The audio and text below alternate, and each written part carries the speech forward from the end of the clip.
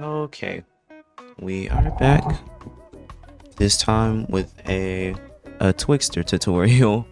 This one is honestly due to the recent traction that my recent edit got. So I decided, okay, well, let's teach people how I did a part of that edit, or like one of the basics of the edit, which is the Twixtor itself. Now, Twixtor itself is just a tool used to either slow down or speed up a video in After Effects, right? And it's most popularly used in velocity edits, but it can also be used in transition edits or any other style as well.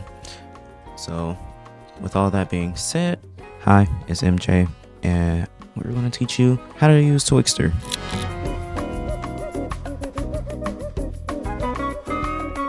So to start us off, you want to go ahead and get your clips. Obviously, how are we going to do Twixtor without any clips? You're not. What are you on a Twixtor? Air, oxygen. Come on, let's get those clips in there. And then once you do that, you want to go on over here to your effects and presets tab, type in Twixtor Pro.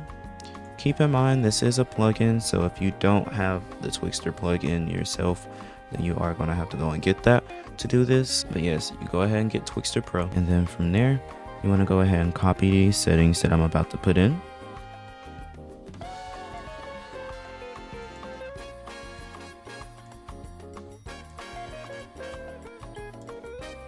Alright, and once you've done that, you then want to check the frame rate of your clip. So for me, it's 23.98.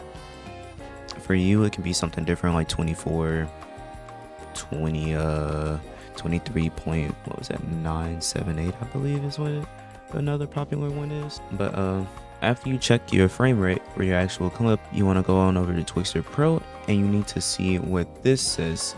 If this does not match the frame rate of your actual clip, you want to go ahead and click this arrow right here that's beside in FPS is out FPS. Click that, change it to what yours is, which I forgot mine,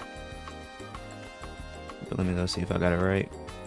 Alright, 23.98. Once you've got that done, go ahead and hit that check mark again, and then now we actually start the Twixtor. So on the first frame, you want to go ahead and hit this stopwatch to initiate the actual transition. Well, it's not a transition, but to initiate the effect, right? And the reason that you want to go ahead and hit that stopwatch is because if you don't, and you try to go over and type in speeds, it's going to like completely take you somewhere else where you don't want to be.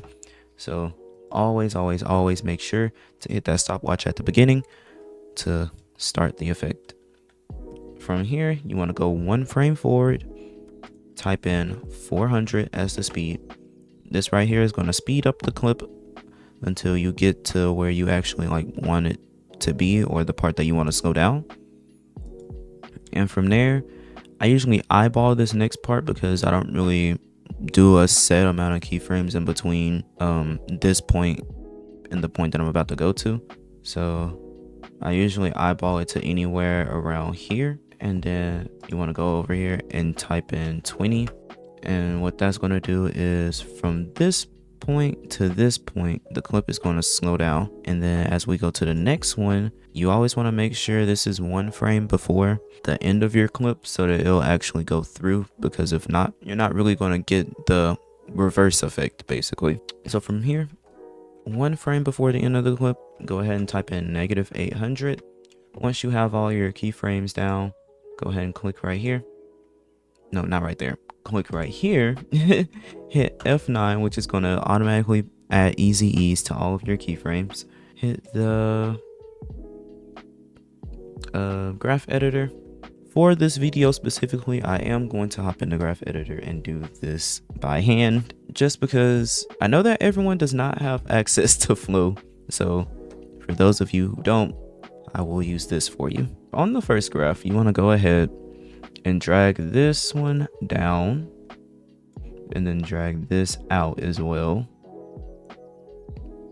to about right here. You just wanted to do a curve, and then from here you want to drag this one down as well at the end and drag this over here.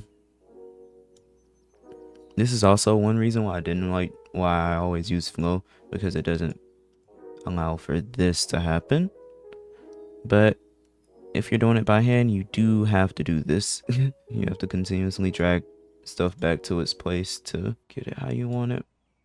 All right. But anyways, this is how your graph should look once you're done. All right.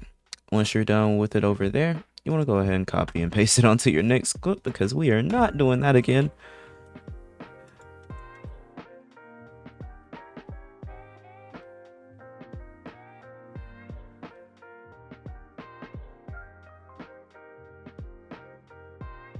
And yeah. Now obviously, you know, you can change it around, you can change the speed for you, but this is just how I do it.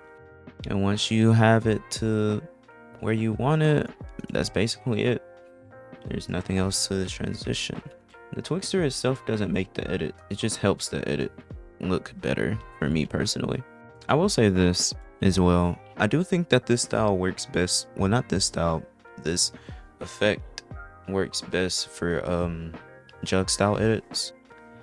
But yeah, that's about it. I mean, that's the effect itself, and that's just the basic of the edit. I mean, there's nothing much else to it.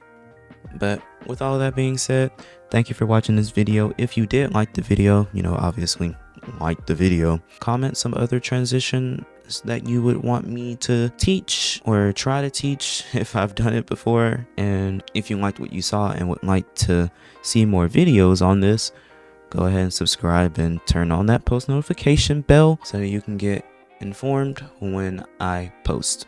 I do it a lot on Instagram anyway, so if you follow me there, you'll know when a video is released. But hope you guys have a good day and a good time editing.